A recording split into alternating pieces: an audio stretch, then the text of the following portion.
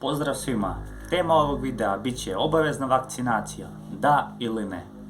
Postoji 3 čina vakcinacije: voljna, nevoljna i protivvoljna. Voljna vakcinacija ne znači da je dobrovoljna, već pre svega znači da je poželjna ili željena. To znači da se želi da se bude vakcinisan radi određenih ciljeva, kolektivnog imuniteta kao i ličnog zdravlja koje proizlazi iz te ideje kolektivnog imuniteta. Skoro pa ispada da ne postoji lično zdravlje bez kolektivnog imuniteta. To znači da se voljno žrtvuje lično zdravlje radi ostvarenja višeg cilja kolektivnog imuniteta. Međutim, kada se mera obavezne vakcinacije uvede kao obavezna vakcinacija kompletnog stanovništva, tada postaje upitna ova opcija voljne vakcinacije. Da li je moguće voljno prinudno se vakcinisati? To je moguće samo na jednom idejnom nivou, ukoliko individua prihvati ideju kolektivnog imuniteta kao višu vrednost od sopstvenog zdravlja. U tom slučaju individua zaista i doživljava obaveznu vakcinaciju kao svoj lični voljni čin. Međutim, odakle individui ideja o kolektivnom imunitetu koji ima višu vrednost od ličnog zdravlja? Pa prije svega iz obrazovnog sistema i medija koji su, gle čuda, slučajno ili ne, glavni mehanizmi propagande. Nevoljna vakcinacija ne bi bilo nešto nesaglasno, već je pre reč o nedostatku eksplicitne saglasnosti. To je u slučajevima vakcinacije dece i odraslih koji su neuračunljivi. Dakle, oni se ne odlučuju svojevoljno o tome da li će se vakcinisati ili ne, već o tome odlučuju drugi. Ali opet, s obzirom da je nemoguće protivvoljno vakcinisati nekoga, a da to istovremeno bude i legitimno i legalno, onda je nužno da se ova nevoljna vakcinacija predstavi kao jedan svojevrsni pasivni pristanak pacijenta, jer će sam čin vakcinacije biti u njegovom interesu. Dakle, iako on eksplicitno ne zahteva vakcinu, ideja njegovog zdravlja to zahteva.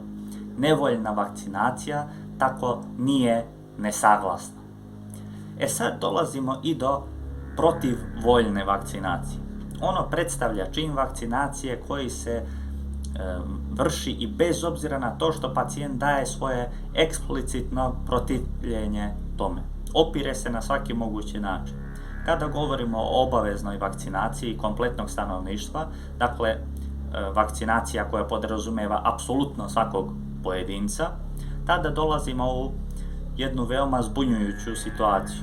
Sa jedne strane imamo individue koje se vode idejom ličnih prava i sloboda voljne odluke, te kroz tu prizmu posmatraju i svoje lično zdravlje. Sa druge strane imamo institucije koje se vode idejom kolektivnog imuniteta kao nečega što je iznad svakog pojedinačnog života i zdravlja. Ko je tu u pravu od ove dve strane? Ili formulišimo to na malo drugačiji način. Ko krši zakon od ove dve strane? Pojedinac ili institucije? S obzirom da je uvek otvorena mogućnost da institucije naprosto prilagode zakone svojim zamislima, onda je nužno da osim legaliteta govorimo i o legitimitetu. Da li pojedinac koji se ne vakciniše direktno ugrožava kolektiv? Iz aspekta institucija, apsolutno da. Sa druge strane, da li institucije nametanjem obavezne vakcinacije direktno ugrožavaju prava i slobode pojedinca? Iz aspekta individue, apsolutno da. Bitno je da shvatimo sljedeću činjenicu. I prava i slobode individue, kao i kolektivni imunitet, kao neki kolektivni interes, su pre svega ideje. To nisu, dakle, realni entiteti po svojoj suštini. To su ideje. Ideje se realizuju u delatnom životu kroz moral, zakone, institucije itd. Na osnovu čega je jedna ideja vrednija od druge. Kao što sam već rekao, prava i slobode pojedinaca u slučaju obavezne vakcinacije neće biti ugrožena samo u slučaju da on kao pojedinac prihvati ideju kolektivnog imuniteta kao nekog kolektivnog interesa, kao neko najviše dobro.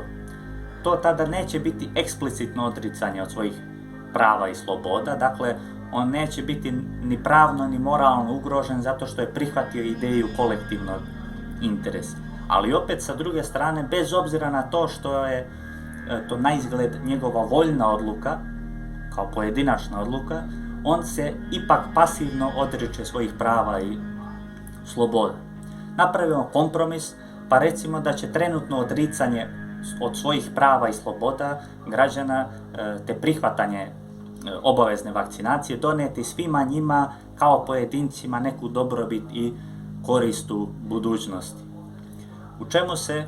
U čemu će se ogledati ta korist? Prvenstveno u tome što će šanse biti smanjene da će se oni kao pojedinci zaraziti koronavirusom. Ako su manje šanse da će se zaraziti koronavirusom, tada su smanjene i šanse da će oni kao pojedinci zaraziti druge, pa time ugroziti njihovo zdravlje. Znači, to je onda i jedan moralni čin. Također moći će da idu na posao, imat će redovna primanja, to znači da je to i jedna ekonomska korist od vakcinacije. Isto tako, granice će biti otvorene, ljudi će moći da putuju širom sveta bez prepreka, znači da je to i određena kosmopolitska korist od vakcine. Sve je ovo ovako lepo zamišljeno, međutim u čemu je problem? Problem je u tome što je ovo jedna imaginarna slika budućnosti. Koji je nužni uslov da budemo slobodni u budućnosti? Uslov je da se odreknemo svoje slobode u sadašnjosti. Ne podsjeća li vas ovo možda na neki komunistički koncept budućnosti? Nemojte biti teoretičari zavere. Dakle, sanjajte o nekoj lepšoj budućnosti. Ali opet, kako je moguće da svaka individua mora da se odrekne svoje slobode u sadašnjosti? Pa ko onda ostaje slobodan da nas povede u tu imaginarnu budućnost?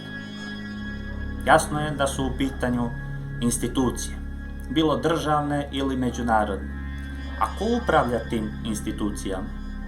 Sigurno institucije nisu jedan mehanizam napravljen od gvožđa i gume, nego je reč o ljudima od krvi i mesa. Nisu li onda oni malo jednakiji od nas jednakih?